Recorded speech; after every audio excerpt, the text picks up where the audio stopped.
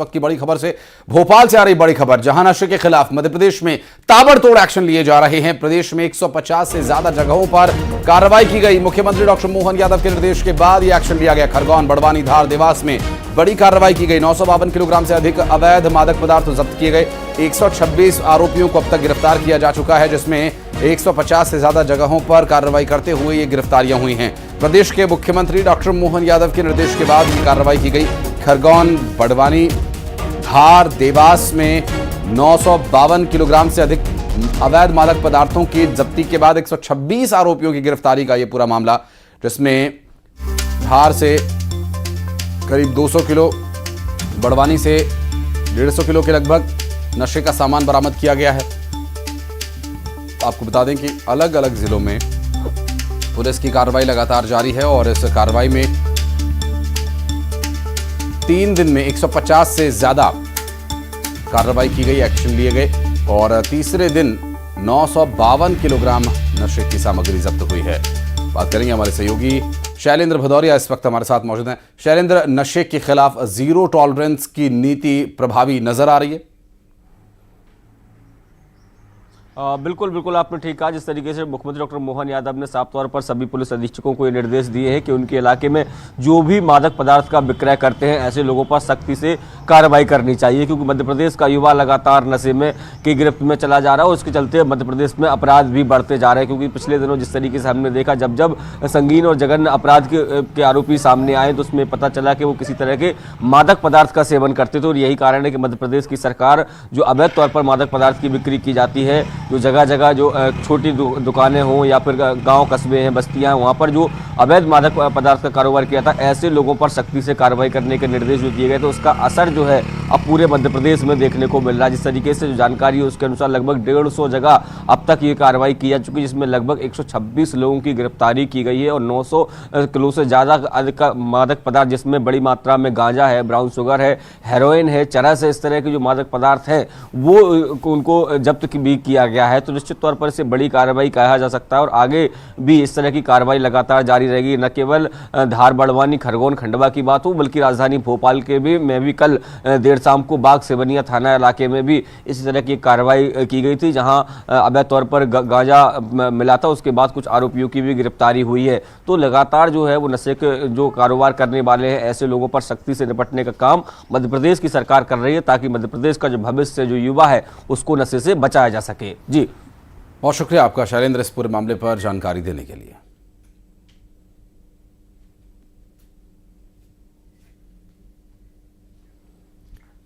मध्य प्रदेश उड़ता पंजाब न बन जाए, इसके लिए पुलिस ने नशे के खिलाफ बड़ी कार्रवाई की। इंदौर और रीवा में ड्रग्स, जबकि खरगोन में गांजे पर लगाम लगाई गई है। एक रिपोर्ट।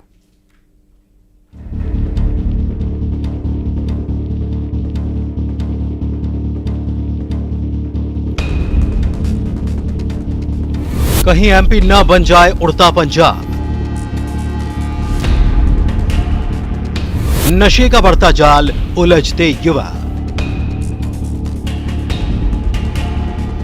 तस्करों का नेटवर्क, पुलिस की लगाम। शातिराना चाल, फिर भी नाकाम।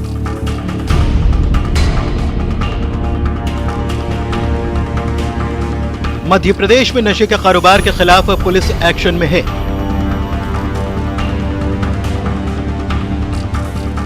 पुलिस को अलग अलग जिलों में कामयाबी मिली है।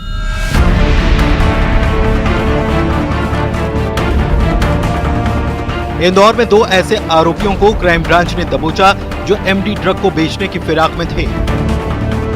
इनके पास से पुलिस ने 105 ग्राम एमडी ड्रग जब्त किया है। इसकी कीमत 50 लाख रुपए बताई जा रही है। इनके पास ड्रग कैसे पहुंची? पुलिस ड्रग के कारोबार के कनेक्शन को तलाशने में लगी है। इसके द्वारा 2 लड़कों को पकड़ा गया है। एक की उम्र 49 साल है, एक के लगभग 35-39 साल है और एक लड़का का नाम रोशन कुमावत है और दूसरा राजू जाट है। ये लोग MR4 रोड पर एमडी बेचते हुए पकड़े जाने की इनकी सूचना थी।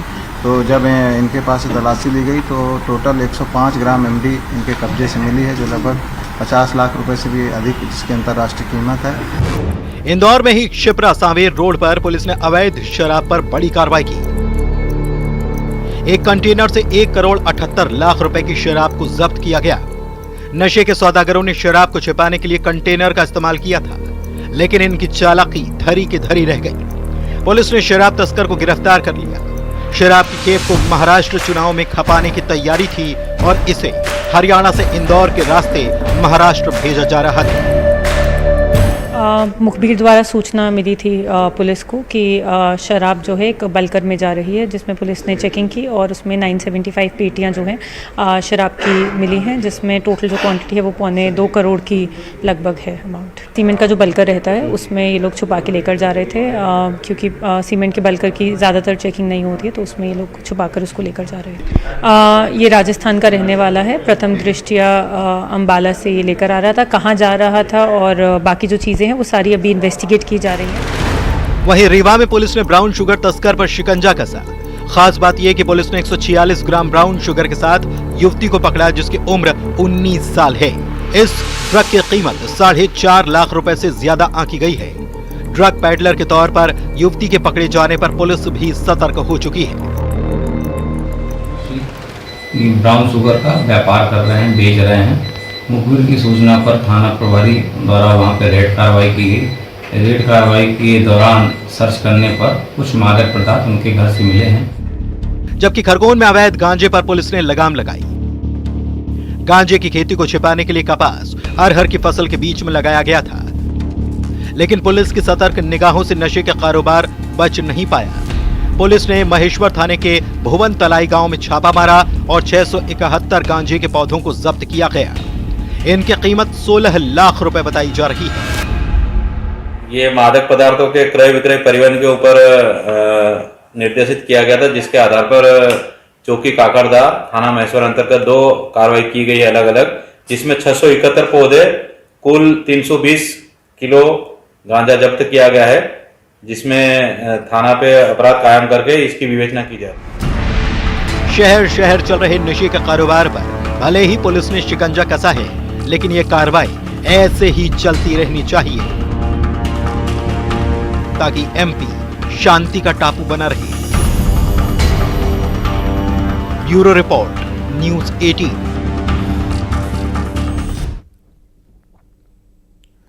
रायसेन में स्वास्थ्य राज्य मंत्री नरेंद्र शिवाजी पटेल ने रेत से भरे ओवरलोडेड 2 डंपर्स को पकड़ा। भोपाल जाते वक्त नेशनल हाईवे के टोल प्लाजा के पास ओवरलोडेड रेत से भरे हुए 2 डंपर्स को बाड़ी पुलिस के हवाले किया गया।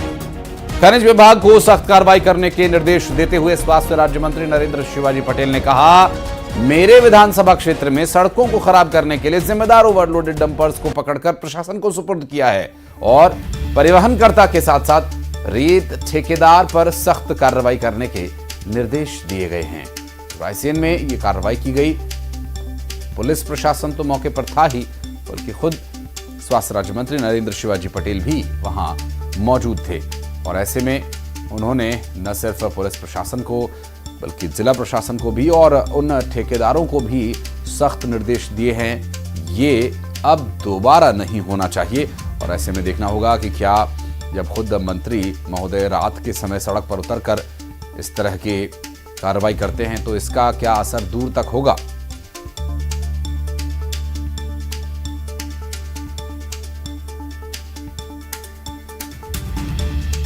और बात करेंगे हमारे सहयोगी दिनेश यादव इस वक्त हमारे साथ जुड़ गए। दिनेश, ये मंत्री जी अचानक सड़क पर कैसे पहुंचे? इस डंपर की या ओवरलोडेड वाहनों की जांच का कैसे ये मामला उनके संज्ञान में आया?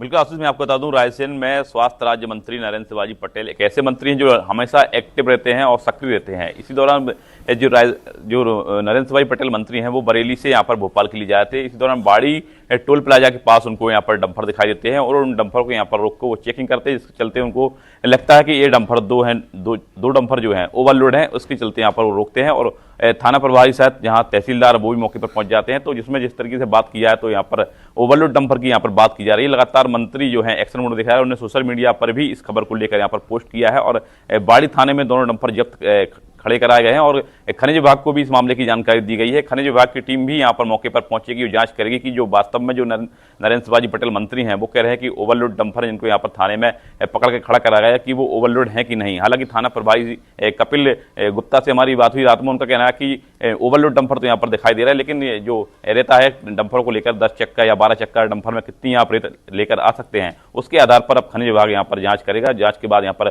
कार्रवाई होगी। लेकिन जिस हिसाब से मंत्री का एक्शन देखा जा रहा है तो कहीं ना कहीं रेत माफियाओं में भी हड़कंप देखा जा रहा है जो मंत्री के यहाँ पर चेकिंग अभियान को लेकर। और मैं आपको असीस बता दूं कि मंत्री नरेंद्र शिवाजी पटेल का एक कोई पहला मामला नहीं है रेत के डंपरों को लेकर या कोई ऐसे मामलों को लेकर। उनका ये भी कहना है जिस तरीके से ओवरलोड डंपर जब चलते हैं तो उनकी विधानसभा क्षेत्र की जो सड़कें हैं वो यहाँ पर कहीं ना कहीं ओवरलोड डंपरों के कारण यहाँ पर खराब होती हैं। तो नरेंद्र शिवाजी पटेल एक एक्शन मूड में है। अब देखना है कि खनिज विभाग इस मामले में क्या कार्रवाई करता है और वास्तव में अगर ओवरलोड डंपर यहाँ पर दौड़ रहे हैं, सड़कों पर चल रहे हैं, तो ऐसे डंपरों पर और ऐसे उन्होंने ये भी कहा है कि रेत डंपर के साथ साथ यहाँ पर ठेकेदार पर भी यहाँ पर कार्रवाई की जाए जो ओवरलोड डंपर यहाँ पर डंपरों में भरकर यहाँ पर भेज रहे हैं। तो बड़ा सवाल है जिस तरीके से नरेंद्र शिवाजी पटेल ने यहाँ पर कार्रवाई की है और कार्रवाई के बाद यहाँ पर प्रश्न भी लगना होता है कि जो विभाग होते हैं अपने अपने विभाग होते हैं वो क्या पर जांच क्यों नहीं करते हैं अगर ऐसे डंपर यहाँ पर के ओवरलोड डंपर जो सड़कों पर दौड़ रहे हैं। तो बिल्कुल वाजिब सवाल है दिनेश की, जिस तरह से खुद मंत्री महोदय पहले भी इस तरह की कार्रवाई कर चुके हैं तो उसके बाद भी उन्हें सड़क पर उतरना पड़ रहा है। इसका साफ अर्थ है कि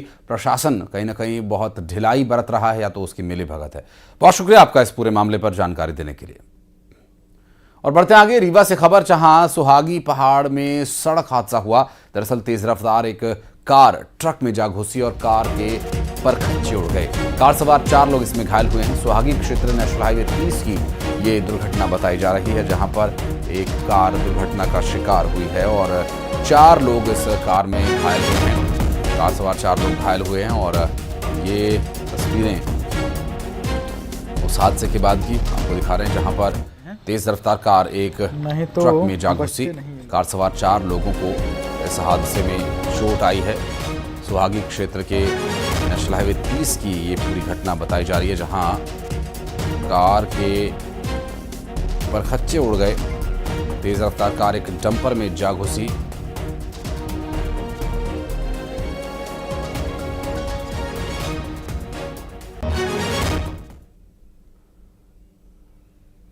बढ़ते आगे और बता दें आपको कि मुरैना में खाद की किल्लत से किसान कितने परेशान हैं, ये तस्वीरें आप देखेंगे तो आपको अंदाजा अपने आप होगा। दरअसल खाद वितरण केंद्रों पर सुबह 4 बजे से ही लंबी कतारें लग जाती हैं और यहां तक कि खाद न मिलने की वजह से किसानों की फसल भी खराब हो रही है और उन्हें खाद के लिए 1 महीने से यहां के केंद्रों के चक्कर लगाने पड़ रहे हैं।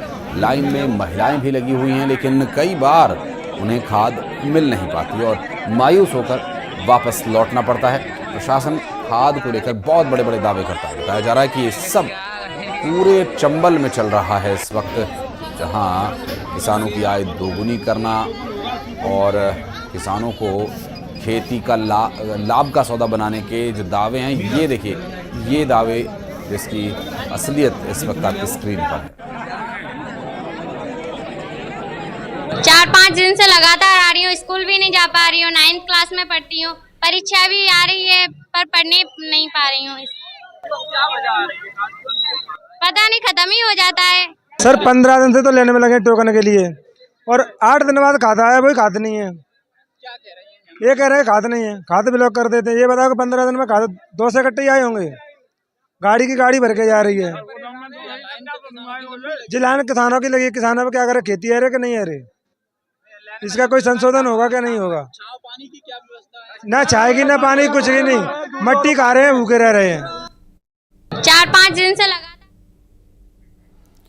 और अमित हमारे सहयोगी इस वक्त हमारे साथ मौजूद है, बात करेंगे उनसे। अमित, किसानों की आय दोगुनी हो पा रही है ये खाद की लाइन में लगकर?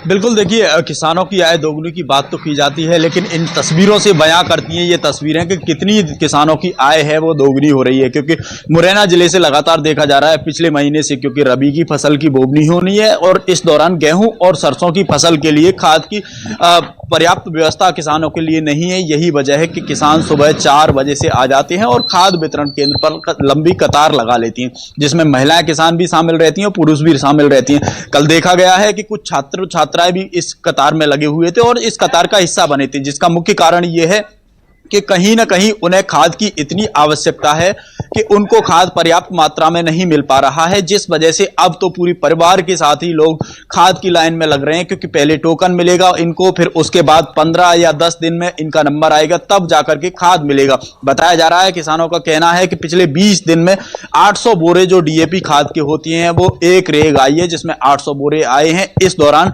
अब दोपहर 12 बजे तक ही ये बोरे खत्म हो जाएंगे। तो लेकिन एक बात तो साफ है कि अब 15 दिन से जो व्यक्ति इंतजार कर रहा है उसके लिए 800 बोरे आए हैं, तो कहां तक प्रशासन इन लोगों के लिए पूर्ति कर पाएगा, क्योंकि 15 दिन से लगातार टोकन काटने की कार्रवाई है वो की जा रही है, लेकिन जो खाद है वो पर्याप्त मात्रा में इन किसानों को नहीं मिल पा रहा है। यही वजह है कि किसान लंबी लंबी कतारें भी देखने को मिल रही हैं और किसानों का आपस में एक दूसरे पर आक्रोश भी देखने को मिल रहा है, क्योंकि जिस तरीके से धक्का मुक्की लाइनों में की जा रही है खास। और दूसरी बात यह भी है कि यहां पर प्रशासन के द्वारा कड़कड़ाती धूप में अब किसानों के लिए छांव पानी तक के इंतजाम नहीं किए गए हैं, जिस वजह से कई किसान परेशान हो रहे हैं। कई किसानों को तो लाइन से निकल करके दूर दराज जाना पड़ता है पानी पीने के लिए, उसके बाद फिर से आकर के पीछे लाइन में लगती है। यानी कि किसान का नंबर आने वाला होता है, लेकिन उसको प्यास इतनी कड़ाके की लगती है कि वो पानी पीने के लिए चला जाता है, तब तक उसकी कतार लाइन होती है वो आगे बढ़ जाती है और किसान को फिर से पीछे आकर के अपना हिस्सा बनना पड़ता है। स्वाभाविक है, चूंकि हमें जिस तरह की परिस्थितियां हैं, ऑनलाइन पिज्जा मिल जाता है, ऑनलाइन आप कुछ भी मंगवा सकते हैं, लेकिन डीएपी खाद के लिए आपको लाइन में ही लगना पड़ेगा। इससे साफ जाहिर होती है कि प्रशासन की मंशा क्या है, सरकारों की मंशा क्या है कि किसान लाइन में ही लगा रहे तो बेहतर है। बहुत शुक्रिया अमित आपका इस पूरे मामले पर जानकारी देने के लिए। और टीकमगढ़ से खबर है, जहां कोतवाली थाना के पास दबंगों की दबंगई करने का एक वीडियो वायरल हुआ।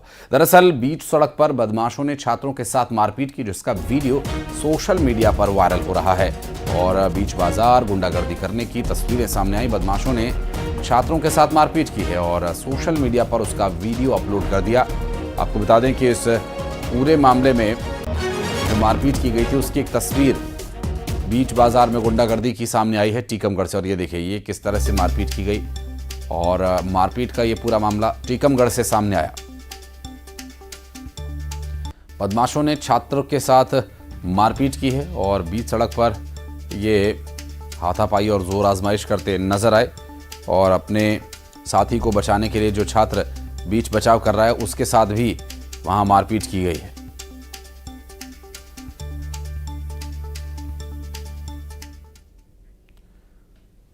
और अगली खबर उमरिया से, जहां 3 शिकारी गिरफ्तार किए गए। बांधवगढ़ टाइगर रिजर्व से इनकी गिरफ्तारी हुई है। दरअसल चीतल का मांस पकाते हुए इनकी गिरफ्तारी हुई है। बकेली उमरिया के रहने वाले शिकारी बताए जा रहे हैं। पतौरा रेंज के बमेरा बीट का ये पूरा मामला है, जहां एक चीतल को मारकर उसका मांस पकाते हुए इन्हें गिरफ्तार किया गया। और बकेली उमरिया के रहने वाले ये शिकारी बताए जा रहे हैं। पतौरा रेंज के बमेरा की ये पूरी घटना है, जहां उन आरोपियों को गिरफ्तार कर लिया गया जिन पर चीतल का मांस पकाते हुए पकड़ा गया था जिन्हें। और बकेली उमरिया के रहने वाले ये सभी शिकारी बताए जा रहे हैं।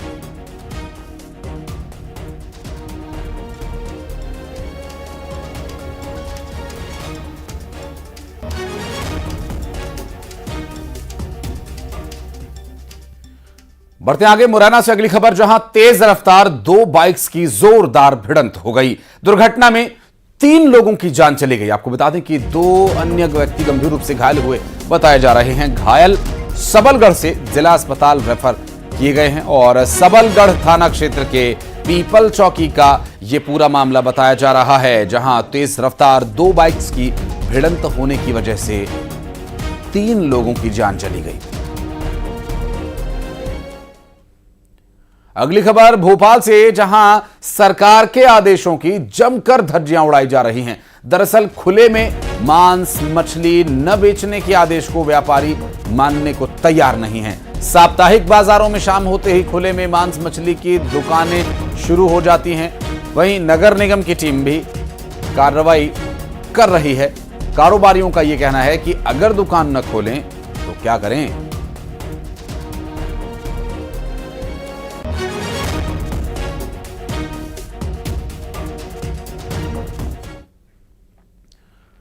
खबर भोपाल से, जहां गैस त्रासदी की 40वीं बरसी को लेकर श्रद्धांजलि का सिलसिला शुरू हो गया।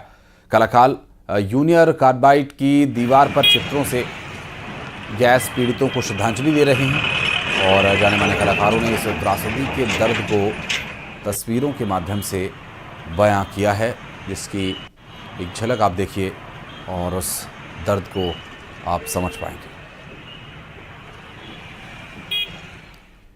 अंबिकापुर में सीतापुर विधायक रामकुमार टोप्पो का एक वीडियो सामने आया, जिसमें विधायक छात्राओं को आत्मरक्षा की ट्रेनिंग देते नजर आ रहे हैं। वीडियो कन्या उच्चतर माध्यमिक विद्यालय बतौली का बताया जा रहा है।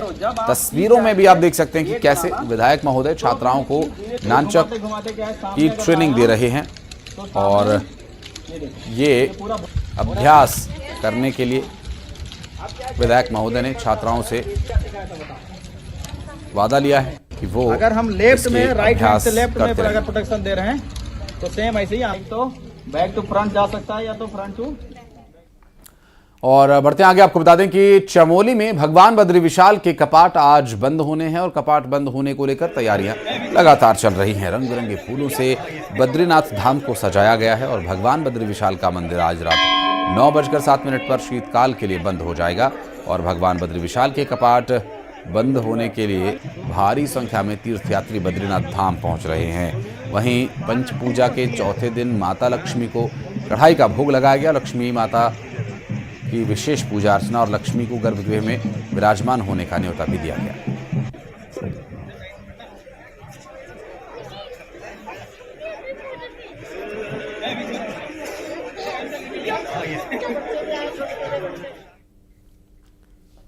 और अब बढ़ते आगे 20 बड़ी खबरें फटाफट अंदाज में आपको दिखाते हैं। अंबिकापुर में बेटियों को आत्मरक्षा के गुर